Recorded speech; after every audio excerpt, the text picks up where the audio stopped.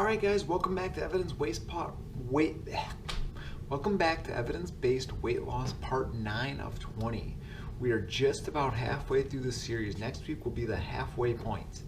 This series is actually going to end in the first week of June. So thank you for coming back. As a reminder, if anybody is interested in one-on-one personal training, just email me and we can come up with a good price. And the first 2 sessions are free. And then briefly, last week was part 8. We talked about TMAO and how vegans on average were roughly about 30 pounds lighter. TMAO causes heart disease, cancer, diabetes. That's primarily from eating animal products. You get this carnitine and choline in meat and eggs. And that also is a link to weight gain. And then vegans are just naturally going to be lighter because it's generally a healthier diet. So let's talk about today. We're going to talk about insulin sensitivity and gut microbiome. If you have extra insulin in your system, it's going to be stored as additional fat storage. A client asked me recently, he was asking me about diabetes. He said I should make a video on diabetes. I'll eventually do that. Personally, when this series is over, I think I want to take a several-month break from doing any more kind of lecture videos of information. I want to do fun videos, what we're doing with Hadassah, what I eat in a day videos, just something fun, not something so informative, I guess. So insulin, yes, extra insulin means extra fat storage. Now you primarily get this from eating a high saturated fat food diet. Certain high fat foods will do this. And of course, if you have a bunch of sugar, that's known for also raising your blood sugars and your insulin. And so all this extra will get dumped as fat storage. First year starting insulin, type 2 diabetics will typically gain 7 to 10 pounds of insulin, which of course is associated with weight gain. According to this study, 6 hours after feeding people a high-fat diet, your insulin levels can shoot up. Insulin can be improved with a low saturated fat diet, and exercise will also control this. This study here found that switching people from animal fat to plant fat can significantly improve insulin sensitivity. In this study here, vegans were switching from meat and butter fat to olive oil, nuts, avocados. When you switch people over to that, they lost nearly 6 pounds in a month. So they had healthier versions of fat. Vegans who are the same weight as omnivores were also found to have less insulin trapped in their fat. And of course, meat protein can cause almost nearly the same amount of blood sugar spikes as just have pure sugar. People following a plant-based diet generally have less insulin resistance. Those eating meat generally have 50% higher rates of insulin levels in their bloodstream, according to these 2 studies. I want to quickly mention, I've been quoting these studies because this might be hard to believe. This might be a shocker. We're generally told it's the sugar, it's the sugar, it's the sugar that raises insulin. Yes, there is a link between that. Dr. Greger even admits that.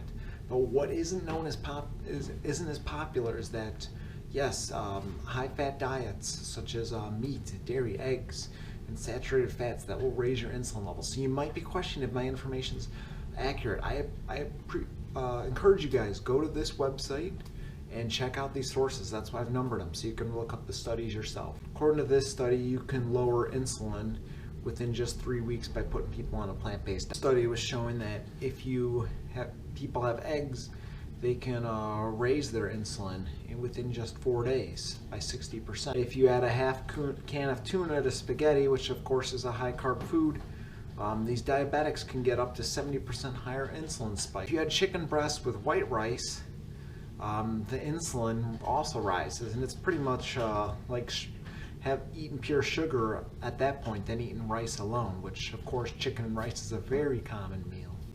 Now, what is it about animal products that's raising your insulin levels? Well, part of the problem is branched chain amino acids.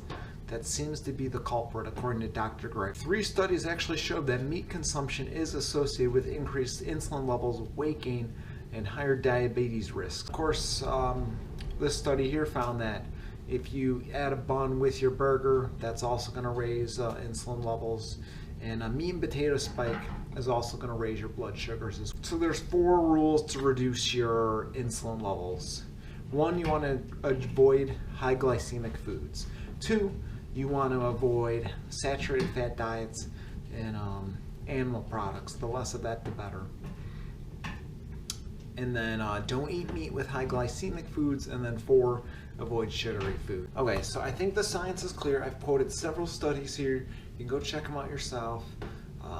The less meat and the less saturated fat we can have in our diet, the less we can combine meat and potatoes, meat and bread together, the less that insulin's gonna go up, and then insulin leads to fat storage. So avoid or limit your meat consumption, your saturated fat consumption, and sugary food consumption.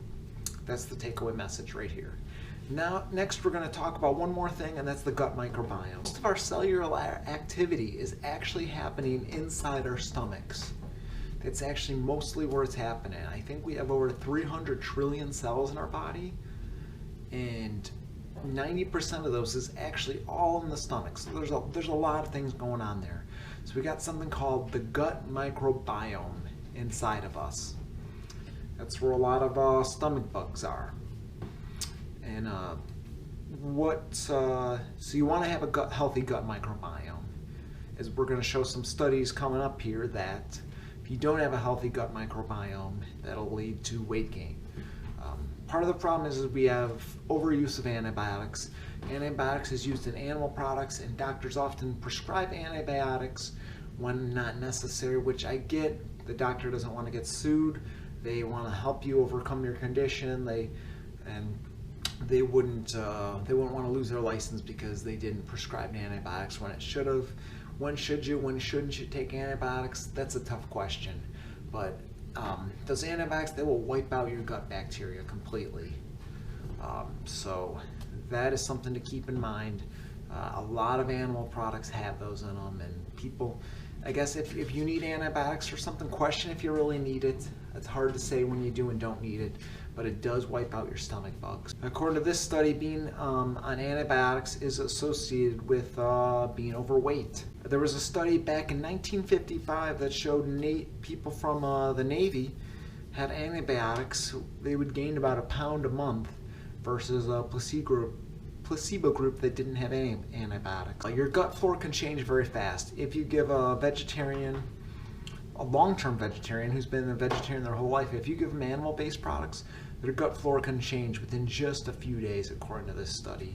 The person in this study, I didn't read it, but his gut flora completely changed. How somebody went from vegetarian their whole life to eating animal products, I don't know.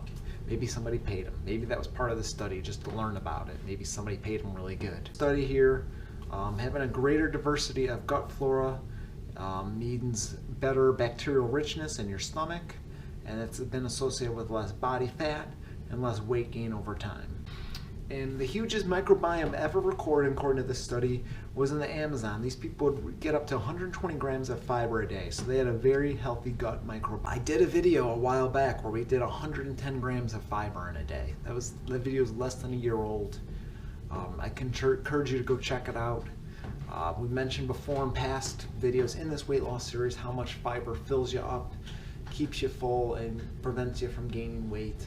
So the takeaway message is to have a healthy gut microbiome. Probably the more fiber you feed yourself, the better. Low fiber diets is why we have microbiome depletion. Fiber supplements don't seem to help either. All right, and then if you have leaky gut syndrome, that can cause inflammatory bowel disease and also cause obesity. Again, Dr. Greger's main takeaway message was the more fiber you can get in, the better it is for our guts, and of healing yourself a leaky gut too. I didn't really research leaky gut. I've heard several theories about it. Supposedly Monsanto Roundup can cause leaky gut, the stuff that they spray all over weeds. That supposedly can cause it in processed foods, and who knows, but probably other stuff that we're putting in our body that doesn't really belong. Dr. Greger did not seem to be big on probiotic supplements. He didn't seem to think that there was any evidence that they truly worked. Let me just say this. We've given probiotics to our daughter, Hadassah, and she has had tremendous increase in her health. She doesn't know why she's taking them. She's been able to poop a lot better. She's gotten fiber probiotic supplements. They've tremendously helped. He didn't seem to think there was any evidence, and I get it. It's a highly marketable industry. I do think there is benefits of probiotics. I don't have science to back that up. And again, marketing might be taking over more than actual evidence, but Based on my daughter taking probiotics, it's tremendously helped her a lot. And I think maybe even my gut, I eat pretty healthy, I eat a lot of fiber, but perhaps I could use some probiotics too. I don't think it would hurt me by any means. And that's also, they say that's also the key to repairing a leaky gut and getting a healthy gut bacteria. Supposedly fermented vegetables such as kimchi or sauerkraut can also do it, but you want to make probably want to make the homemade version of that stuff. I'll read this quote from this study because this is interesting. This is actually proof that a healthy gut does make a difference. So one study out of Harvard, they did a fecal transplant between obese and lean subjects. They stuck a tube down their throat to do this, and some people would end up with their own poo back in them, so it could be called a poo-sibo. If obese subjects got the skinny transplant of the microbiome, their microbiome shot up where the slimmer people were, according to this study. So basically, by getting this poo transferred over to them, they had a healthier gut microbiome because they were having the other person's poo. So which means that poo is probably rich in gut microbiome. But after a few months within the study, doing that, it didn't seem to make a difference because I think it actually affected the other person. The person was going back to their old ways. They were eating their old food, so then of course their microbiome with the new poo in them still got affected, and they still got obese after a while. Hey, Dasa. Daddy's filming a video. Huh? What do you think I'm doing? I'm talking on the corner. I'm making a YouTube video, Sarah. So yeah, the study says within a few months, though, bacterial composition returned back to baseline. So the real solution is to take care of your body, eat lots of plant foods, and get in lots of fiber to have a healthy gut. And then just to review, healthy gut microbiome with lots of fiber means less weight gain. Don't really understand how it works, but you need a healthy gut, and your gut will take care of you and keep it from expanding, I guess. Time, Dasa. It's YouTube. Say hi to YouTube. Say hi to YouTube. You're supposed to be napping though, sweetie. Yes, you are. You're supposed to be napping right now. I think Mama wants you to nap.